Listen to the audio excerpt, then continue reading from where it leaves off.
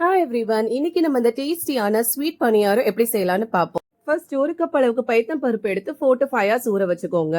1 cup அளவுக்கு 1.5 cup அளவுக்கு நம்ம வெல்லம் சேர்த்துக்க போறோம். 1.5 கப் அளவுக்கு வெல்லத்துக்கு 1/4 கப் அளவு தண்ணி சேர்த்துட்டு நல்லா கொதிக்க விடுங்க. வெல்லம் நல்லா கரைஞ்சு வந்ததும் நம்ம ஆஃப் பண்ணி வச்சுக்கலாம். நெக்ஸ்ட் நம்ம ஊற வச்சிருக்க பைத்தம் பருப்பை மிக்ஸி ஜார்ல சேர்த்து கொஞ்சமா தண்ணி அப்புறம் வெள்ளப்பாகெல்லாம் சேர்த்து அரைச்சு எடுத்துக்கலாம். இந்த மாதிரி டெக்ஸ்டர்ல அரைச்சதுக்கு அப்புறமா 2 கப் அளவுக்கு அரிசி மாவு சேர்த்துக்கலாம். நெக்ஸ்ட் ஒரு கைப்பிடி அளவுக்கு தேங்காய் துருவலும் சேர்த்துக்கலாம். எல்லாத்தையும் சேர்த்து நல்லா மிக்ஸ் பண்ணிக்கோங்க. இப்போ ஒரு சிட்டிகை உப்பு, 1 ஸ்பூன் அளவுக்கு குக்கிங் சோடாவும் சேர்த்துக்கலாம். லாஸ்ட் 1 ஸ்பூன் அளவுக்கு மைதா மட்டும் சேர்த்துட்டோம்னா நம்ம பேட்டர் பக்காவா இப்போ ரெடி ஆயிடுச்சு. நெக்ஸ்ட் பனியார சீட்டு எடுத்துட்டு இந்த மாதிரி எல்லா குழியிலும் கொஞ்சமா நெய் இல்லைன்னா எண்ணெய் சேர்த்துக்கலாம்.